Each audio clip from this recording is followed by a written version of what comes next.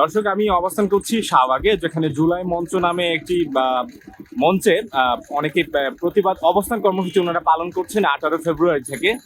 ওনাদের দাবিগুলো আপনারা দেখতে পাচ্ছেন। গণহত্যার বিচার, গণহত্যায় জড়িত আওয়ামী লীগ, যুবলীগ সহ অঙ্গ সংগঠন সমূহে নিষিদ্ধ ঘোষণার দাবিতে তারা এখানে অবস্থান করছেন। আমি কথা বলবো একজন প্রতিবাদ কর্মীর সাথে। আপনারা এখানে অবস্থান কর্মসূচি পালন করছেন, আপনাদের আসলে দাবিগুলো এখানে লেখা আছে, আপনারা সেটা কতদিন যাবত চালিয়ে নেবেন? আমরা এই দাবিগুলো যতদিন পর্যন্ত বাস্তবায়িত করতে পারবো না, বাস্তবায়িত হতে দেখবো না, ততদিন পর্যন্ত আমাদের এই অবস্থান কর্মসূচি চলমান থাকবে। আচ্ছা, আপনি বান্দরবানের লোক, ক্ষুদ্র নৃগোষ্ঠী বা আদিবাসী বা যাই বলি না কেন, ওই জায়গাতে যে ধরনের সন্ত্রাসী কার্যক্রম আমরা সবসময় প্রায় অনেক সময় মিডিয়ায় শুনি, সেই জিনিসগুলো আসলে আপনার কাছে আপনার কি মনে হয় এগুলো কেন ঘটতো, বা এখনো যে নাই বিষয়গুলো এমন না, সেটা কেন ঘটতো?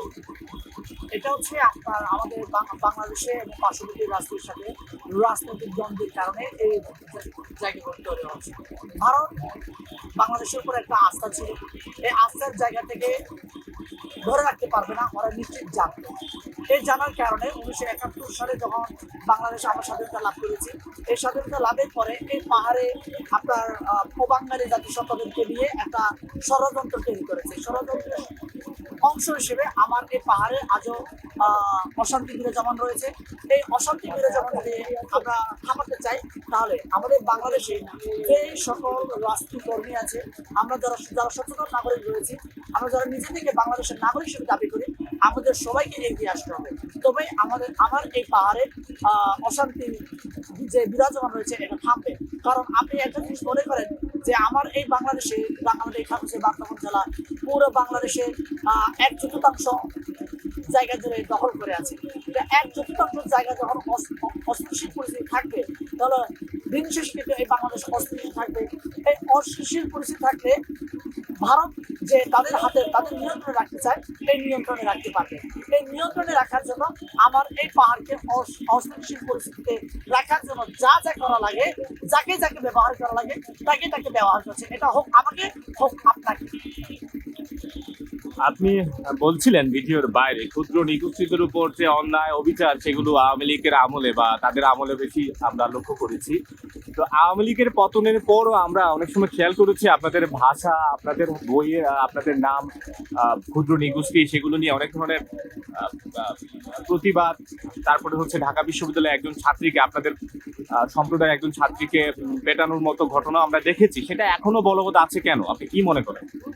দেখেন, আপনি যদি একটা জিনিস খেয়াল করেন, আদিবাসী শব্দটা বাংলাদেশের সাংবিধানিকভাবে এটা স্বীকৃত না, আইনিভাবে অবৈধ, এবং এই শব্দটি যারা ব্যবহার করবে তারা রাষ্ট্রদ্রোহিতার সামিল হবে। দেখেন, তাহলে যিনি রাখাল রাহা নিজের নাম পরিবর্তন করে হিন্দুর নাম ধারণ করে যিনি এই আদিবাসী শব্দটি গ্রাফিটি আমাদের এনসিটিভি বই যুক্ত করলেন, তাকে অ্যারেস্ট না করে যিনি রাষ্ট্রদ্রোহিতা করেছে এবং এই রাষ্ট্রদ্রোহিতার জন্য যিনি উস্কি দিয়েছেন, তাকে গ্রেফতার না করে, যারা কিনা আপনার এটাকে দীর্ঘদিন ধরে দাবি করে আসছে, আমার আপত্তি নেই। সরকার যদি বলে যে আদিবাসী শব্দ আগামীকাল থেকে ব্যবহার করা যাবে, আমিও ব্যবহার করবো, সমস্যা নেই, আপত্তি নাই। কিন্তু রাষ্ট্র আমাকে এই স্বীকৃতি দেয় নাই, তাহলে এখানে রাখাল রায় কিভাবে এই শব্দটি ব্যবহার করেছে? তাহলে এই রাখাল রাহার বিরুদ্ধে যারা অবস্থান নিয়েছে, তাদেরকে তারা যেমন তারা দেশের সাথে করেছে, কিন্তু রাখাল রাহার পক্ষে যারা করেছে এরা রাষ্ট্রদ্রোহিতার কাজ করেছে। এখন দেখেন, আমি দেখেছি এই যে রাখাল রাহার বিপক্ষে যারা অবস্থান নিয়েছে, তারা এখন বহাল তবিয়তে স্বাধীনভাবে ঘোরাফেরা করছে। আর রাখাল রাহার বিপক্ষে দেশের সাথে যারা কথা বলেছে, ওরা আজকে জেলখানায় আছে। আমার এক বন্ধু শাহাদাত হোসেন ফরাজি, তিনি এই সার্বভৌম আদিবাসী ভূমিদেশে কথা বলেছে, বাংলাদেশের পক্ষে কথা বলেছে, এই কারণে তাকে অ্যারেস্ট করা হয়েছে। সে আদৌ মুক্তি পায় নাই। আমি তার মুক্তি চাই, এবং দেশের পক্ষে যারা কথা বলবে তাদেরকে এভাবে কণ্ঠরোধ করা হয়, কণ্ঠরোধ করে এভাবে বিচ্ছিন্ন করা হয়। আমি বলি এই জন্য যে আপনার এগুলো হচ্ছে প্রত্যেকটা ষড়যন্ত্রের অংশ। রাখাল রাহা জানতো এই আদিবাসী শব্দটি এনসিটিভিতে উত্থাপন করলে বাংলাদেশ সরকার এটাকে গ্রাহ্য করবে না, এবং বাংলাদেশ সরকার যখন এটাকে আপনার বাতিল করবে, তখন আমার এই পার্বত্য চট্টগ্রাম তথা এই বাংলাদেশের যে সমস্ত অবাঙালি ভাইরা আছে, ওরা আবার রাগে ফুলে রাজপথে নেমে আবার একটা বিশৃঙ্খলা তৈরি করবে। এটা রাখালরা জানতেন, রাখালরাকে যারা ব্যবহার করেছে এরাও জানতেন। এই জন্য এটা পরিকল্পিতভাবে সূক্ষ্মভাবে এটাকে আপনার এনসিটির মধ্যে যুক্ত করা হয়েছে এবং আমাদের জুলাই বিপ্লবকে আপনার ভুলক্ষিত করার জন্য, জুলাই বিপ্লবকে আপনার নস্যাৎ করার জন্য। জুলাই বিপ্লবের কথা যখন বললেন, জুলাই বিপ্লব যারা ঘটিয়েছেন তাদের অধিকাংশ এখন সরকারে আছেন, তো তারপরেও হচ্ছে এই ঘটনাগুলো কেন ঘটছে আপনার কি মনে হয়? এখন দেখেন, ডেভিল হান নামে একটা অপারেশন অপারেশন ওরা চলছে। হ্যাঁ। চালু করেছে। ডেভিল হান কারা? শয়তান কারা? শয়তান প্রধান উপদেষ্টার আশেপাশে যেমন ঘুরছে, ঠিক তেমনি প্রত্যেকটা উপদেষ্টার আশেপাশে শয়তানরা ঘুরছে।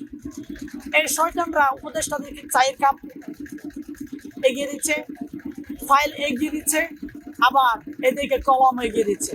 আবার ওই কলম চায়ের কাপ এগিয়ে দেওয়া শয়তানরাই আবার দিন শেষে হোয়াটসঅ্যাপে, মেসেঞ্জারে, ভাইবারে মেসেজ দিয়ে বলে আমরা নিরাপদে আছি, তোমরা নিরাপদে থাকো, কোনো আপত্তি নাই, তোমরা মেসাকা তৈরি করো, মাঠে যা যা লাগে, টাকা পয়সা যা লাগে আমি ব্যবস্থা করবো, আমরা ব্যবস্থা করবো। তাহলে যারাই এই উস্কানি দিচ্ছে, আপনার আশেপাশে যারা ঘুরছে তাদেরকে আগে ধরেন।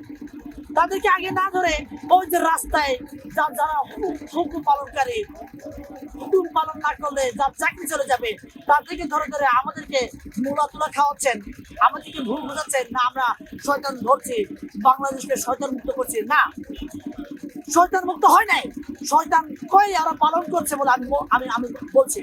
যদি ওরা প্রকৃতপক্ষে শয়তান ধরতো, তাহলে আজকে আমাকে এই জুলাই শাহবাগে বসে আমাকে বসতে হতো না। কারণ সরকার তো আশেপাশে হচ্ছে এই সরকারকে জুলাই বিপ্লবের সরকার, এই জুলাই বিপ্লবের সরকারের কাছে আমাকে কেন দাবি নিয়ে এই শাহবাগ মোড়ে অবস্থান করতে হবে?